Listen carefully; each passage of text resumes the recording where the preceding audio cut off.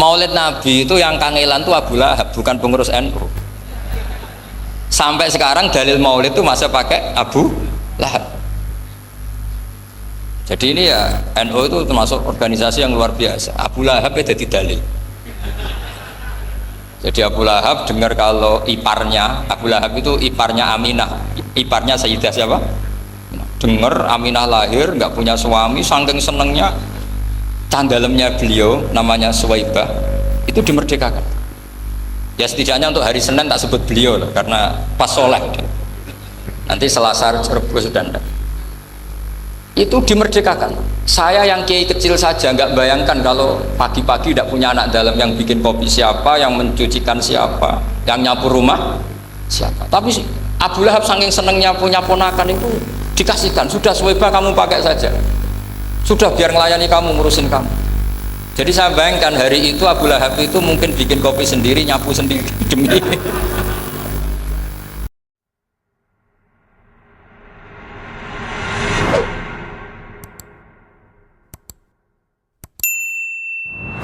saya punya sekian cerita. Ini Maulidur Rasul Shallallahu Alaihi Wasallam.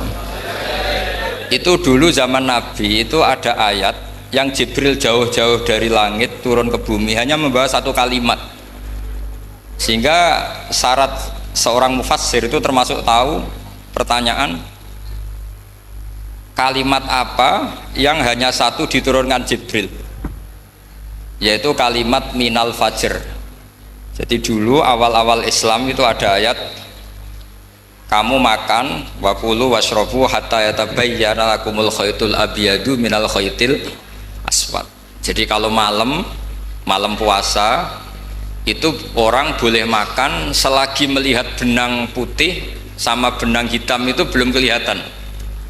Tapi kalau sudah kelihatan mana yang hitam mana yang putih berarti otomatis imsak. Itu sahabat entah saking lugunya itu ya benar-benar pasang benang hitam sama putih, dia makan.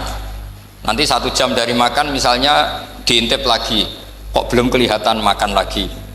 Mungkin yang istrinya cantik ya kumpul istrinya lagi, kalau tidak cantik ya sudah tidak usah mungkin.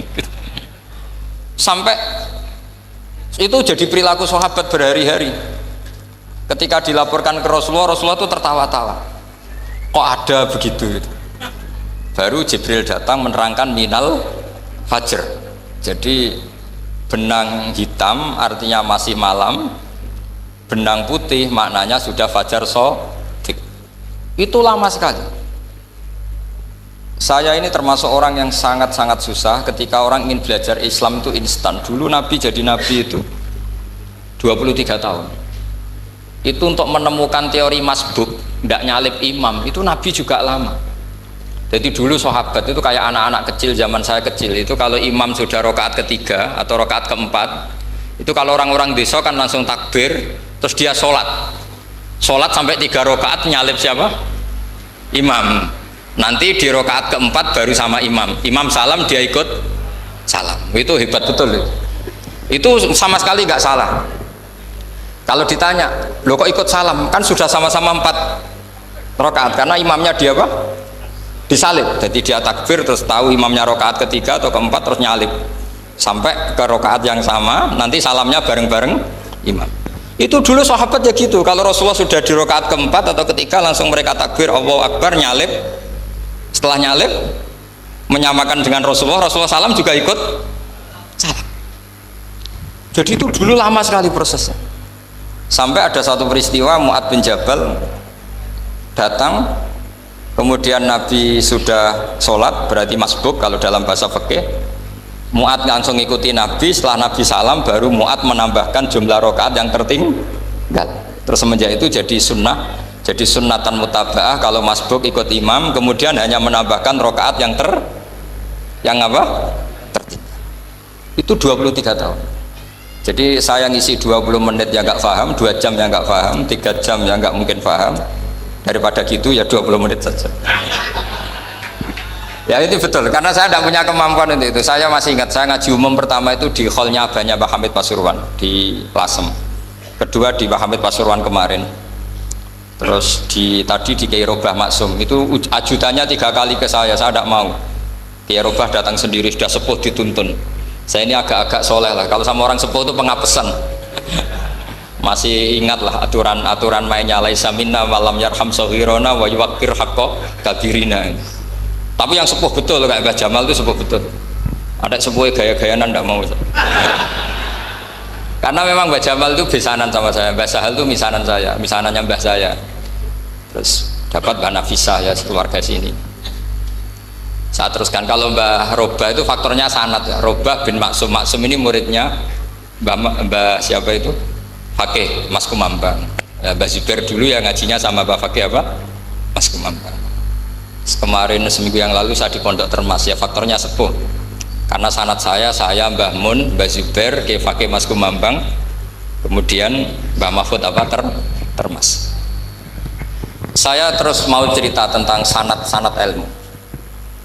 Jadi Nabi itu 23 tahun dan itu tidak gampang, ada fasenya. Bahkan ada fase Nabi itu harus as-sukut anil mungkarat. As-sukut anil mungkarat itu diilmoni oleh pakar-pakar usul fikih. Apakah as-sukut anil mungkarat itu berarti mengikrori kemungkaran? Apa takhirul bayan? Saya ulang lagi pakai bahasa Indonesia. Ketika ada kemungkaran Nabi diam, itu diamnya karena nyari momen untuk ngandani, atau memang diam itu dengan tanda kutip jangan-jangan dianggap ikrar. Makanya ulama usul fikih itu berdebat. Diamnya Nabi ketika melihat kemungkaran di awal Islam itu karena ada mahwa aham, ada yang lebih penting yaitu menerangkan tauhid, atau takut itu menjadi satu momok bagi mereka karena Nabi dianggap coro Jawa itu dianggap kecangkeman, sidik-sidik ngeloroi, sidik-sidik ngeloroi. Nah, perdebatan ulama dalam seperti ini itu penting sekali karena nanti menjadi satu rumus ilmu. Saya berkali-kali berpikir gini, misalnya Anda punya keponakan atau punya anak pacaran, ada Pak D yang keras sekali, mesti marah. Itu nanti ponakannya nggak sempat dikandani karena main saja nggak berani, mesti Pak D ini marah. Karena ini Islam garis keras atau garis lurus atau apalah nggak tahu. Pokoknya punya garis. Terus ada kelompok Islam yang nggak punya garis, ya nggak punya karakter. Ponakane pacaran ya santai, malah kenalan sampai pacare ponakane. Cantik nih, kuliahnya podo, ya. Sehingga ponakannya merasa terjustifikasi. Berarti pacaran nggak apa-apa, wong paman saya nggak marah. Natijahnya pasti sama. Yang terlalu mudahanah, yang terlalu baik, hasilnya tidak didik sama sekali. Karena seakan-akan mengakui bahwa itu tidak apa-apa. Yang keras sekali hasilnya juga sama, nggak didik sama sekali karena dolan we rawani, kapan didiknya? Nah kira-kira seperti itu. Yang nggak mau berteman sama orang-orang maksiat juga hasilnya sama, meskipun atas nama kebenaran. Aku mau kancanan nong maksiat, ngotori, hasilnya sama, nggak mau mendidik. Tapi yang mau ngancani juga bahaya kalau terlalu keseringan karena jute aku kenal kiai iki ratu diloroi, berarti gak popo kan gitu. Nah ini PR besar dalam umat Rasulullah Shallallahu Alaihi Wasallam. Tadi saya diceritani Mbah Jamal berjuangnya di sini, nata dari kampung yang macam-macam menjadi kampung baik. Dulu saya duki di Lasem ya gitu. Mbah Mun dulu ya sarang dihimpit 2 kampung yang masalah. Tapi lama-lama terus jadi kampung yang baik lewat tarbiyah, lewat proses tarbiyah yang luar biasa. Maka ketika kemungkaran kita biarkan, itu namanya apa? Namanya itu kalau dalam usul fikih itu takhirul bayan. Apa? Mengundurkan, memberi apa?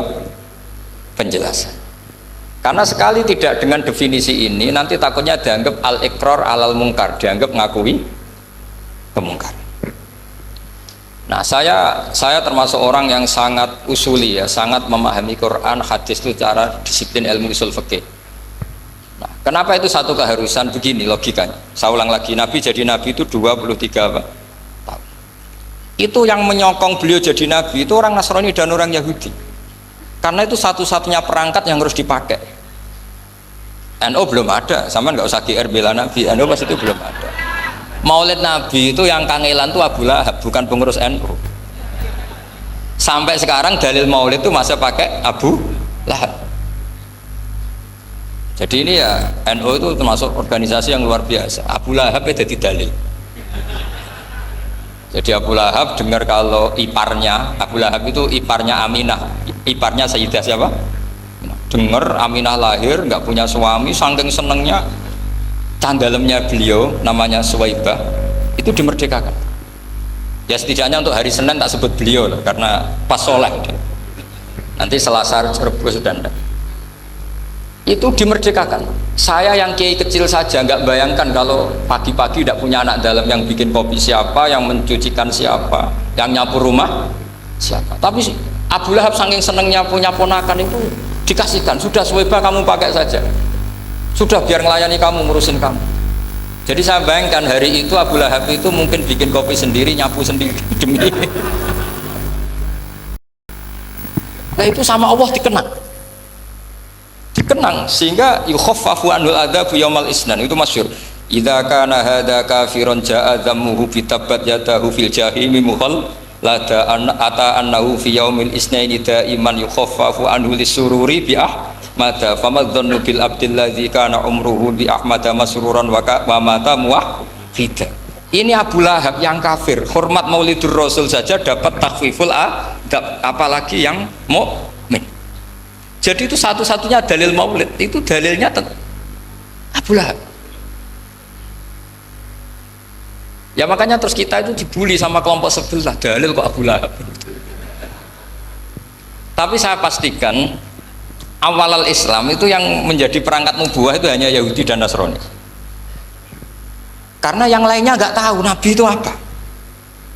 Saya beri sedikit cerita. Nabi itu umur, anggap saja kita ikut kaul yang 12 tahun saja. Sebetulnya ada beberapa perdebatan, yang ada yang bilang 9, ada yang bilang 12. Tapi yang debat tidak usah didengerin, sama-sama nggak tahu kok ngotot. Kadang orang debat yang lucu, sama-sama nggak tahu kok ngotot. Anggap saja 12. Nabi datang ke Syam. Syam itu ya sekitar Syria, Lebanon, Palestina, itu Syam. Itu pertama yang tahu kalau beliau Nabi itu ya rohib. Rohib itu terjemahnya ya pendeta. Rohib, Bukhairah nemuin Abu Thalib, itu siapa? Ini anak saya. Terus ditanya lagi, ini siapa? Ini anak saya. Sampai 3 kali. Terus sampai Abu Thalib itu agak tersinggung. Memangnya masalahnya apa kalau dia anak saya? Terus Ibu Bukhairah bilang gini, semua alamat Nabi pada anak ini itu ada semua, kecuali kecelakaannya satu, anak kamu. Loh, memangnya masalahnya apa? Karena alamatnya Nabi di Taurat dan Injil itu yatim, sementara ini punya bapak kamu, ini masalah. Jadi dilihat macanya sudah memenuhi kriteria, semua memenuhi kriteria kecuali satu, karena punya bapak Abu. Akhirnya Abu Thalib ngaku, enggak, ini tidak anak saya, ponakan saya. Akhirnya diketahui kalau ini benar-benar calon Nabi. Pertama yang tahu siapa? Pendeta. Karena yang punya khazanah kitab samawi itu ya para orang Nasrani dan Yahudi. Sehingga Al-Quran meskipun pada akhirnya ngeritik Yahudi Nasrani itu, tapi nggak bisa nggak bicarakan Yahudi dan Nasrani. Karena satu-satunya yang masih punya kitab samawi itu Yahudi dan Nasrani, meskipun sebagiannya sudah dirubah-rubah.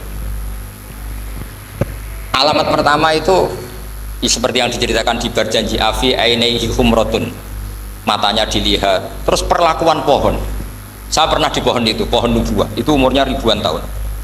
Itu kalau Nabi duduk misalnya di arah barat, matahari dari barat, normalnya akan kena kesetrong matahari. Itu yang rubah itu dahannya. Jadi Nabi itu orangnya lugu, duduk aja nggak mau mikir. Memang syaratnya Nabi itu nggak boleh mikir, harus ummi itu lugu. Nggak boleh Nabi mikir besok makan apa, terus jabat apa, itu nggak boleh. Itu udah Nabi, itu maklar itu. Nabi itu nggak boleh mikir. Makanya Quran nyifati Nabi itu makun tata drimal kitab walal iman. Kami itu tidak tahu kitab itu apa, iman itu apa. Jika Nabi itu nggak bisa jumpa pers, nggak bisa. Nabi kok memaklumatkan, wah saya tadi malam, nggak bisa. Nabi itu justru bagus keliru pertama jadi Nabi. Nabi pertama ketemu Jibril itu dikira malakul maut, dia lari ketakutan. Zamiluni Khotijah, saya ini takut, itu tadi ada malakul maut, saya takut. Sama Khotijah dikemulin. Jadi Nabi itu nggak tahu kalau itu malaikat siapa? Jibril. Jibril nggak bisa dia kenalan nggak di seminar. Ini malaikat Jibril pernah kuliah di sini, nggak bisa seperti itu. Jibril itu ya aneh. Pertama ketemu Nabi, Iqra ya Muhammad, kamu harus baca ini. Kata Nabi, ma'a Nabi Qaudin, saya tidak bisa baca. Harus bisa. Dipaksa sampai 3 kali, Nabi tetap jawab, saya tidak bisa baca. Terus kata Nabi kenangnya, Tony, saya didekap, kamu harus bisa baca. Setelah baca dilepas, Nabi lari pulang terus bilang ke istrinya, zamiluni. Ini secara nahwu agak aneh karena mukhatabahnya perempuan satu, harusnya zamilini. Kalau untuk perempuan harusnya idribi ya, unsuri gitu. Tapi karena Khadijah dihitung ahl itu keluarga, maka Nabi pakai khitab apa? Mudzakkar jamak zamiluni. Jadi Nabi nggak tahu kalau pertama jadi Nabi. Karena syaratnya Nabi harus ummi. Justru karena ummi itu orisinil, semua yang dikatakan Nabi pasti dari wahyu. Nasi nanti hati Nabi sampeyan mikir, saya besok ngomong apa ya supaya orang tertarik. Makanya kamu gak akan jadi Nabi. Selain sudah ditutup juga bahaya ini karena tadi. Makanya saya ngaji itu ya sekenanya saya tidak pernah ngaji itu mikir. Karena ngaji itu menarik dia itu terserah nasib. Kalau nasib sedang baik, kamu tidak paham gini, wah Gus Baik ilmunya tinggi sampai kita tidak paham itu kalau nasib sedang baik. Kalau nasib tidak baik, ngomong sudah enak apa? Wah sebulet tuh. Jadi sebetulnya ini masalah qalb. Allah yang muqallibal qulub. Kayak kamu kelihatan serius itu kalau nasib sedang baik dianggap pemikir. Kalau nasib sedang nggak baik, wong kok merengut terus, mesti begitu. Kalau kamu nasib baik, sering guyon, mesti orang komentarnya alhamdulillah itu ceria, gampang syukur. Kalau nasib nggak baik, kiai kok guya-guyu, jelas kan gitu. Sehingga Nabi itu memang nggak boleh mikir. Sehingga diistilahkan ma kunta tadri mal kitab walal iman. Kamu itu tidak tahu Muhammad, kitab itu apa, iman. Justru itu bagus. Nggak tahu itu bagus kalau untuk Nabi. Kalau untuk apa? Sehingga orisinil datang ke Khadijah, zamiluni. Jawabannya Khadijah lucu. Kamu betul ketemu orang seperti ini ke makhluk seperti ini nih? Iya kata Nabi. Itu Khadijah itu kacaunya bukan main. Khadijah itu kacau. Khadijah itu kubro, termasuk manaqib yang dicintai Mbah Mun. Ini mbah-mbahnya Habib, ini Muhammad bin Anis. Khadijah bilang gini, ya gini saja mas. Suatu saat kalau teman kamu itu datang bilang ke saya, ya kata Nabi, nggak ngerti kalau ini dites. Suatu saat Jibril ini datang lagi. Nabi juga, ini loh temanku, kalau bilang Jibril itu ini temanku datang lagi. Khadijah fakhasarat an fakhidiha, masyhur itu di riwayat. Apa pahanya agak dibuka. Mas temanmu masih, weh lari katanya. Terus setelah lari ditutup lagi. Temanmu datang lagi, iya datang lagi. Absyir ya Muhammad, kamu harus senang. Itu benar-benar kamu itu Nabi. Jadi Khadijah punya sekian definisi. Kalau Nabi betul itu melihat apa, malaikat betul itu melihat aurat itu pasti lari. Jadi dibuka. Ternyata Jibril lari. Khadijah ini tidak tahu, yang tahu Nabi. Nabi ya nggak tahu kalau dites.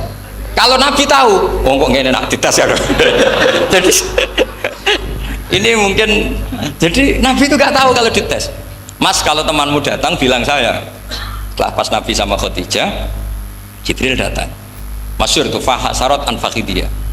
Dibuka, temanmu masih mas, lari gitu. Ditutup lagi. Sekarang gimana mas? Datang lagi. Kamu harus seneng, kamu Nabi betul. Karena kalau itu setan, wah mesti seneng nonton aurat kan itu. Itu Nabi tidak tahu kalau dites.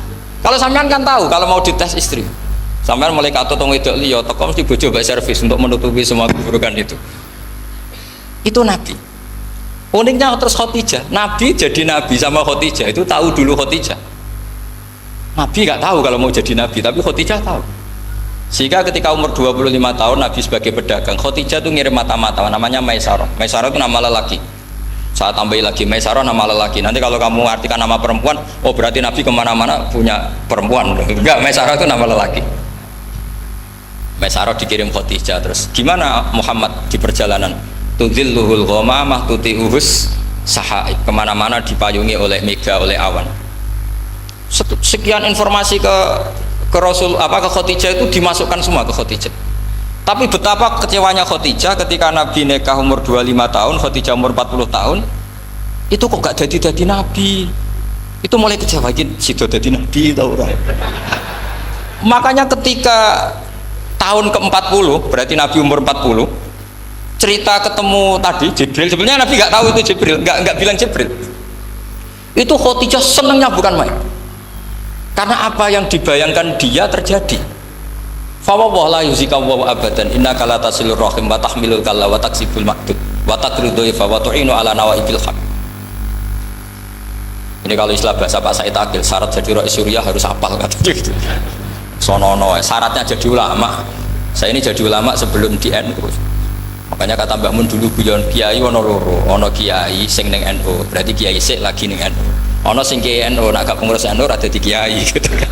Itu guyonannya Mbah Mun. Akhirnya Khadijah itu sempurnanya bukan main karena pernah ragu 15 tahun. Kan dari umur 25 sudah yakin kalau ini nabi, kemudian nggak tahu bukti berikutnya, makanya terus ini jadi nabi enggak. Setelah umur 40 bener-bener nabi, paginya diajak ke Waraqah bin Naufal, masih pernah paman sama Khadijah. Ya Ami, ini ibnu Akhika mau cerita. Terus Waraqah ini Nasrani.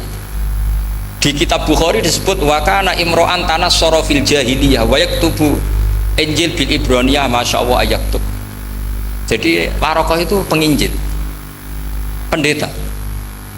Tapi nanti loh, kamu jangan salah paham terus kayak pendeta sekarang. Ada periode di mana Injil masih asli dan ada periode ini yang sudah muharraf. Itu kan ya itulah khasnya ulama sudah. Akhirnya Waraqah tanya, kamu ngomong saja ya Ibnu Akhi, manggilnya seperti itu.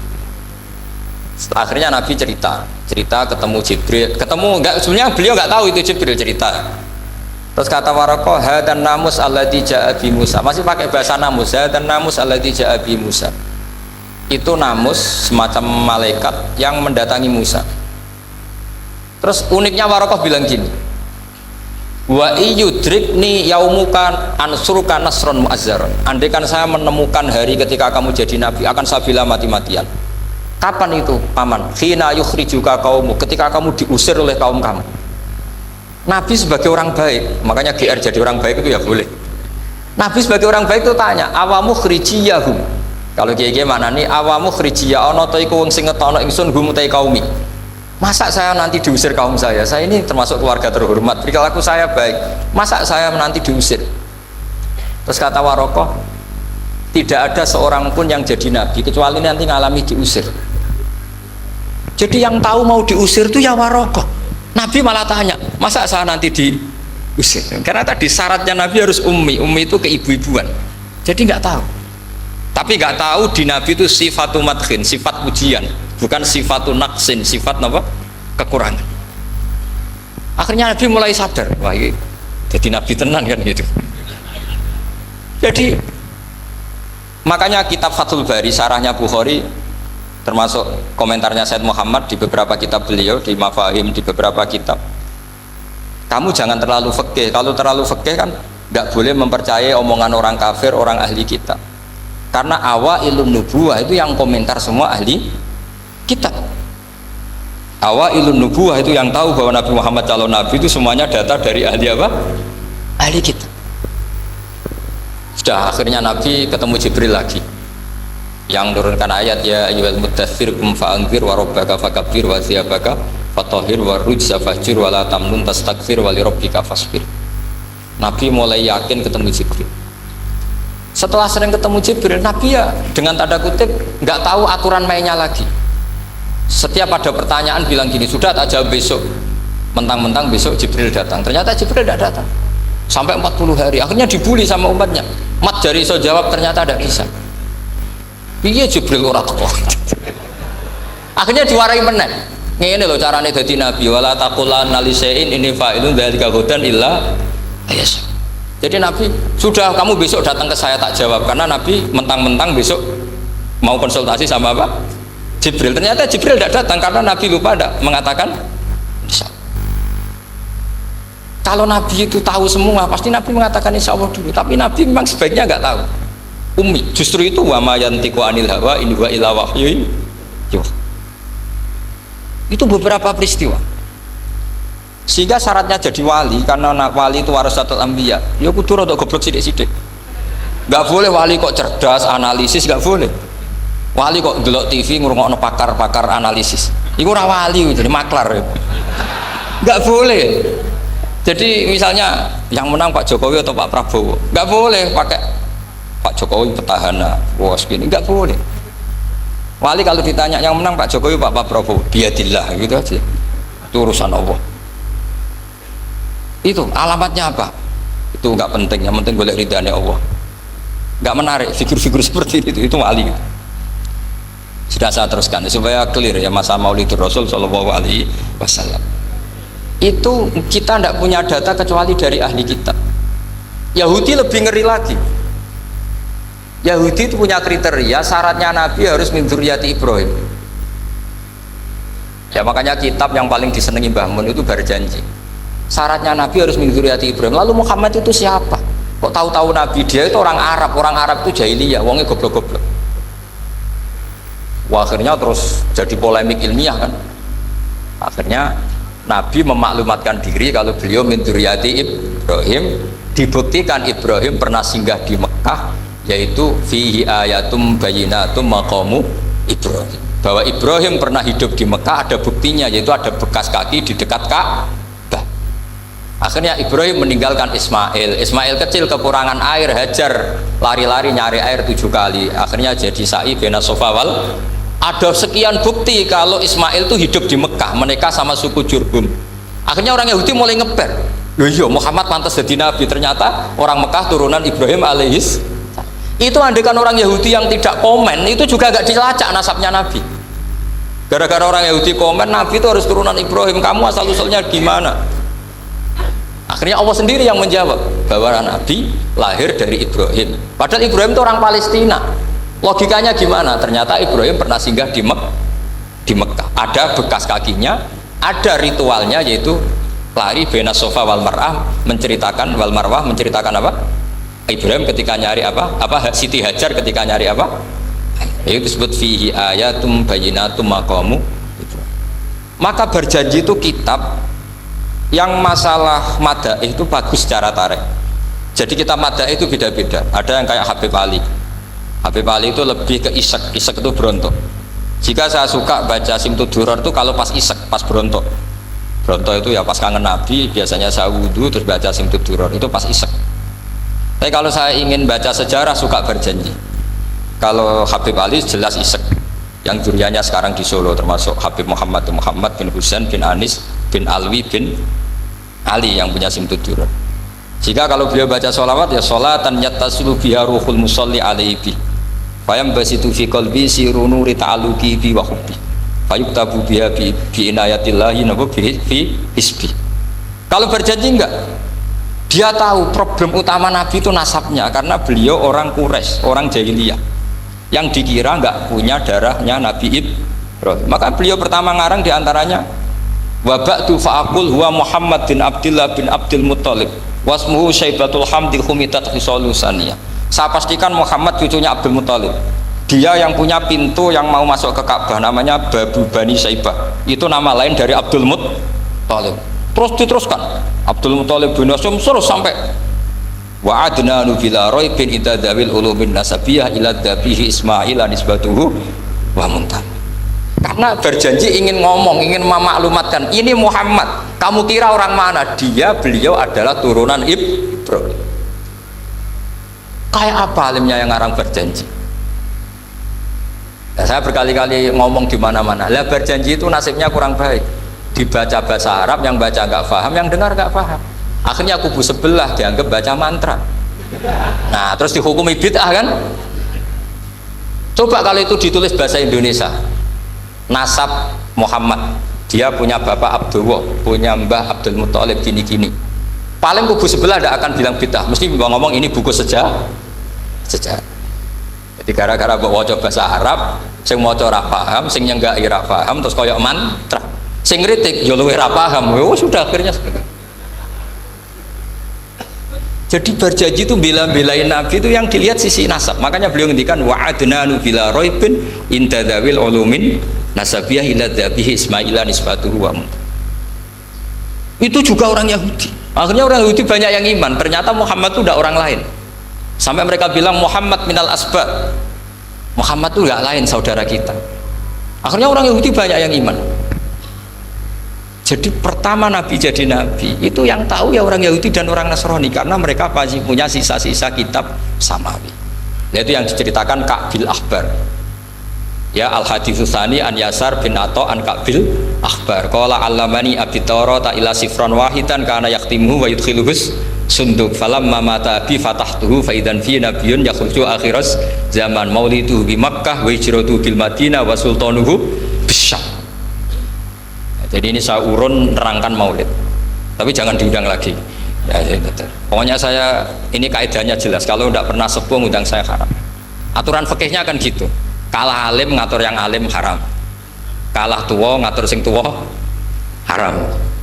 Tapi nak wong tua ngatur sing nom ono kemungkinan halal. Mereka ono kemungkinan sing nom ra nurut wong tua itu dosa. Makanya kalau saya dipanggil yang pernah sepuh, waduh cocok ra cocok ya samina wa ta'na.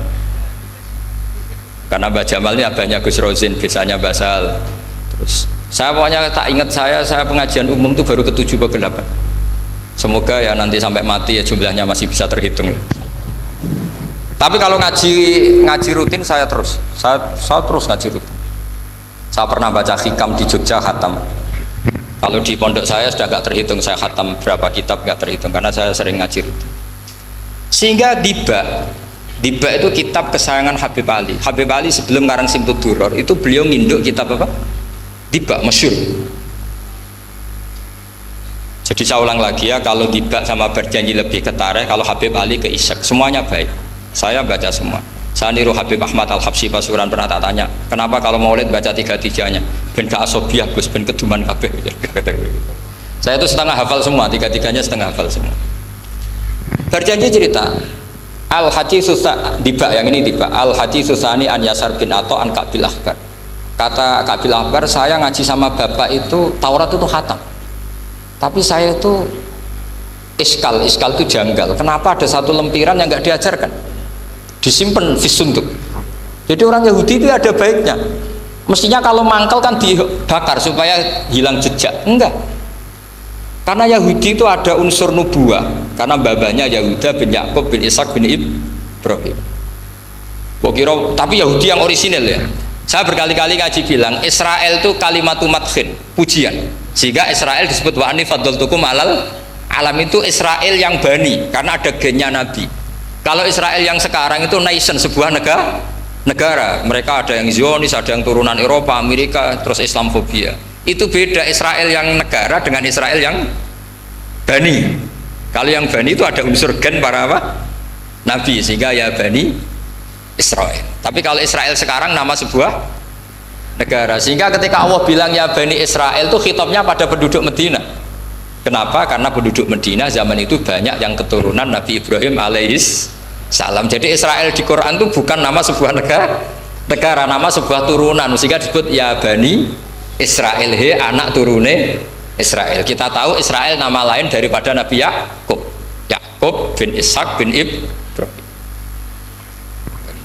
Ya karena memang saya nekuni ilmu. Kalau tadi yang Banjari kan nekuni suara, jadi suaranya bagus. Itu kalau nggak ditopang al-jamalul akli, logikanya juga bagus. Itu bahaya, nanti orang mau nyanyi tok. Nah ini tak bantu. Tadi ada al-jamalul sauti, kebaikan secara suara. Ini tak bantu al-jamalul akli, kebaikan secara makna. Ya mestinya keren al-jamalul akli, karena al-jamalul sauti itu penyanyi dangdut bisa. Jadi semua penyanyi bisa kalau suara bagus ya.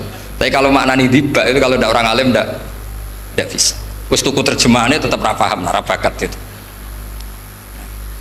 Saya teruskan. Falam mama tabi, orang Yahudi itu unik. Wong dia benci kok naskah itu tetap disimpan. Terus kata Kabil Akbar, falam mama tabi fatahtuhu, ketika bapak saya meninggal, kotak ini tak buka. Faidan fihi nabiyun yakhruju akhir zaman. Di situ ada keterangan bahkan akan ada nabi yang keluar akhirat. Mauliduhu bi Makkah wa hijratuhu bil Madinah wa sultanuhu bis Syam. Kerajaannya itu di Syam.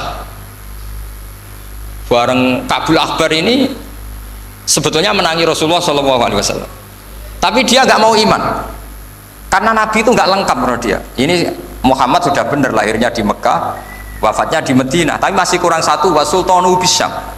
Zaman itu Syria, Libanon, Palestina masih di bawah pasukan salib, pasukan Nazaret. Jika dia mikir, katanya kerajaan Islam ada di Syam, ini kok Muhammad nggak jadi raja di Syam. Jika dia menunda imannya, yuakhiru Islam. Bareng era Sayyidina Umar, beliau bisa menaklukkan Baitul Maqdis. Terus dia iman. Makanya imannya Kabil Akbar itu era Sayyidina Umar, karena sudah masuk definisi ketiga wa sultanuhu bisyam, kerajaannya Nabi ada di Syam. Iman. Sekali iman langsung pinter deh. Wong sedurunge baca kitab Samawi banyak. Sehingga Sayyidina Umar kalau mau tanya kitab Samawi ya tanya Ka'bul Ahbar. Karena beliau itu Nabi sudah benar maulidu di Makkah, wa hijratu bil Madinah, wa sultanuhu bisyam. Rasulullah ketika wafat atau intaqala ila rafiqil ala itu belum menangi Islam naklukkan mana Palestina. Tapi Nabi itu kasef. Nabi itu nak kasef itu ya lucu. Makanya kalau ada kiai lucu itu ya anggapnya niru Nabi. Nabi itu lucu. Ada sahabat itu gak pati ganteng, pendek gak pati ganteng, namanya Surakoh. Itu digojol sama Nabi. Surakoh, bagaimana kalau kamu suatu saat itu pakai tas itu apa? Mahkotanya Raja Syam, Raja Kaisar. Ya Surakoh ya dianggap Nabi Gujan gitu aja. Nabi Gujan aja. Singkat cerita, suatu saat Umar itu mengalahkan kerajaan itu, Kaisar itu dikalahkan Umar. Saking takutnya lari, mahkotanya itu jatuh disaksikan Surakoh. Terus ingat, dulu Nabi pernah ngendikan itu disuruh pakai saya. Akhirnya sama Surakoh dipakai. Ya tetap orang ganteng, orang ganteng. Itu padahal sudah pakai mahkota Kaisar. Karena setelah dipakai, kata Umar, ikhla'ha, itu dicopot, mau saya pakai untuk Baitul Muslimin, untuk Baitul Mal. Kata Surakoh, bukankah Nabi ngendikan kalau ini yang pakai saya? Jawabnya Umar, innama yaqulu Rasulullah lital bisaha walam yaqul litam likaha. Kata Nabi hanya ngendikan kamu disuruh pakai tapi tidak disuruh memiliki. Kayak apa Rasulullah kasefnya? Itu kata orang-orang yang pernah ke Turki. Saya belum pernah ke Turki, tapi saya hafal hadis sahih ini. Itu ditulis di masjid Turki itu, la taftahunnal Konstantinia. Kamu akan bisa mengalahkan pasukan Konstantinopel. Itu dikalahkan setelah 1000 sekian tahun dari wafatnya Nabi. Kayak apa kasefnya Nabi? Karena Nabi wa ma yantiqu anil hawa in huwa illa wahyu. Coba kalau Nabi kayak pengamat, ngomong apa yang kira-kira terjadi? Wah itu kan mesti keliru semua karena berdasar akal. Tapi kalau Nabi berdasar apa? Kasef. Kasef itu satu apa? Kenyataan yang dipertontonkan Allah Subhanahu wa taala. Terus kedua, alamat Nabi itu pakai sandi. Sandi itu sesuatu yang enggak jelas tapi menjadi jelas bagi ahlinya. Saya ulang lagi, sandi itu kayak sandi di militer itu. Atau sandi di KPK itu ada sandinya. Sandi itu ya kata sandi. Saya pernah diceritani Pak Busro Muqaddas ketika ketua KPK itu lucu. Wah sandinya koruptor saya tambah kacau Pak Bar. Itu kalau bilang uang itu kalau yang kemarin rame kan apel Amerika sama apel Malang. Kalau apel Amerika berarti US apa? Dolar. Kalau apel Malang berarti apa? Rupiah. Setelah KPK tahu sandinya diganti Ustadz. Jadi koruptor kalau mau korupsi ini pun temannya. Loh ini Ustadznya sudah siap loh, kamu gak ikut pengajian. Itu sempat penyadap KPK itu gak mau ngecek. Masa orang pengajian dicek? Ternyata ya gak ada acara pengajian. Ustadz itu maknanya uang. Koruptor saking ngerti itu disadap KPK itu sandinya gimana? Datang nggak ke sini, ini Ustadznya sudah siap, ini ada pengajian. Hampir KPK itu nggak ngecek karena pengajian, Ustadznya sudah siap. Setelah digerebek ternyata Ustadz itu sandi dari makna apa? Uang. Gak kurang ajar itu Ustadz katanya. Jadi kalau di sini ditangkap KPK berapa Ustadz ini sudah? Ada Habibnya lagi, ada Habib Muhammad ini. Nah, Salman Al Farisi itu pemikir, dia orang Persia. Di mana-mana orang Persia itu pemikir. Persia itu kalau sekarang ikut Iran. Itu dia ngaji lama sekali sama pendeta-pendeta itu. Kebetulan dia punya pendeta yang belum muharraf, belum muharrif atau belum muharraf. Kalau muharrif orangnya, kalau muharraf itu kitabnya atau bukunya. Setiap dia ngaji sama pendeta dikasih tahu, terus kecewa beberapa kali, walhasil ketemu pendeta yang benar. Sudah, kamu tidak usah ngaji sama saya, kamu datang saja ke Yasrib, ke Madinah sana, ke Yasrib. Di situ Nabi akhir zaman sekarang sudah ada, kata. Ini yang ngomong pendeta. Ya.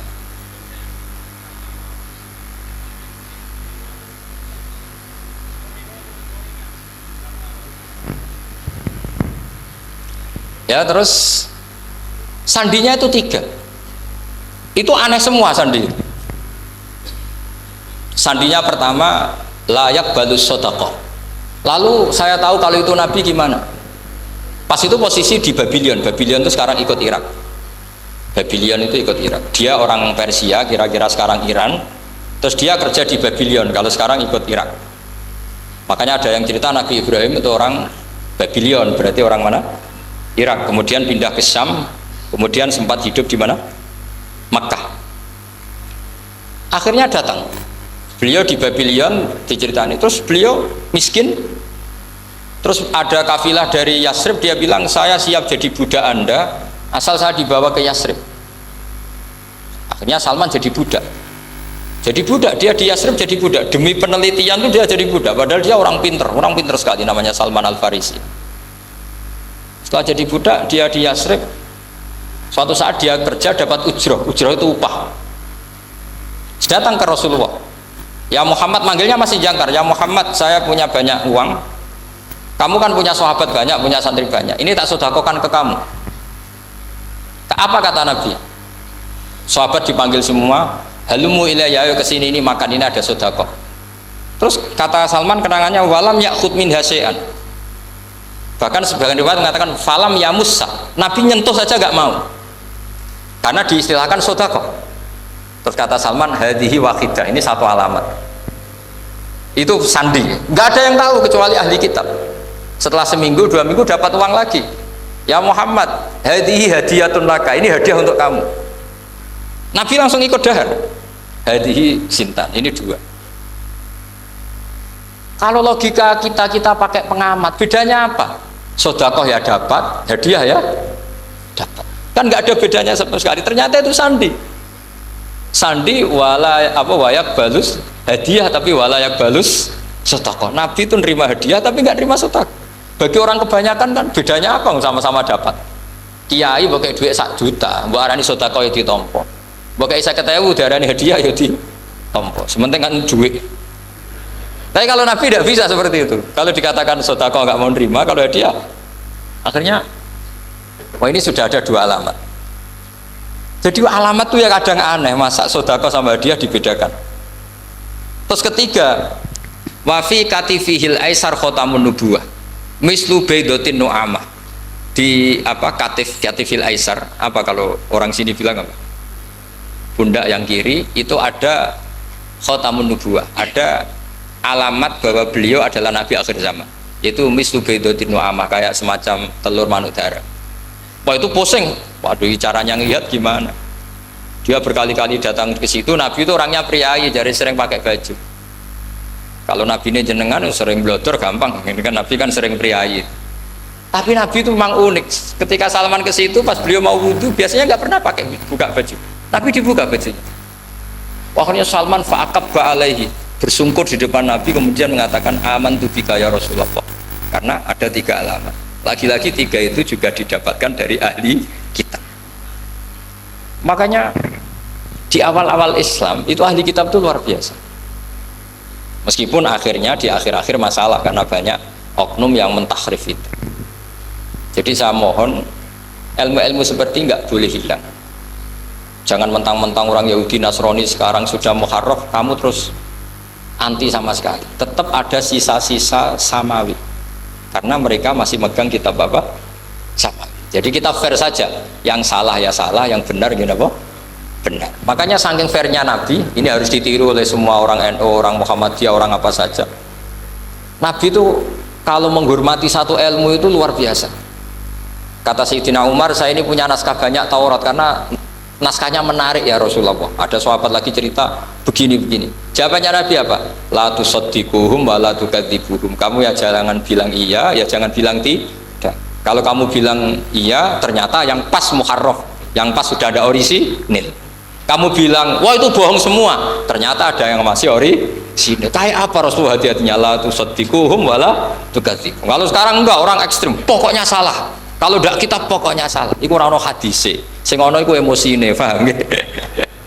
Jadi Nabi itu fair, kalau sesuatu enggak mesti ya la tusaddiquhum wala tukadzibuhum. Kamu ya jangan bilang iya, ya jangan bilang tidak. Faqulu amanna billah wa ma unzila ilaihi.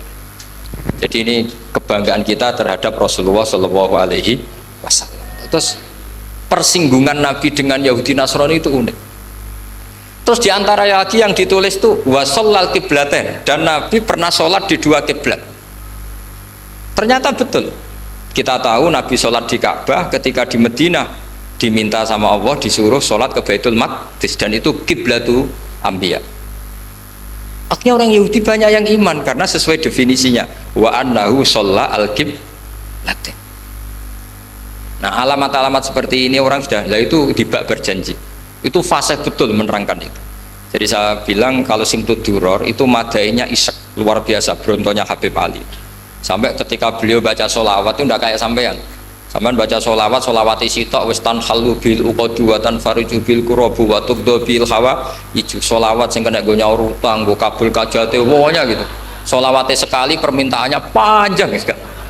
Kalau Habib Ali enggak, makanya saya suka sama sholat beliau. Sholatan yattasilu biha ruhul musolli alaihi. Dengan sholawat ini rohnya yang membaca sholawat sambung sama rohnya Rasulullah SAW.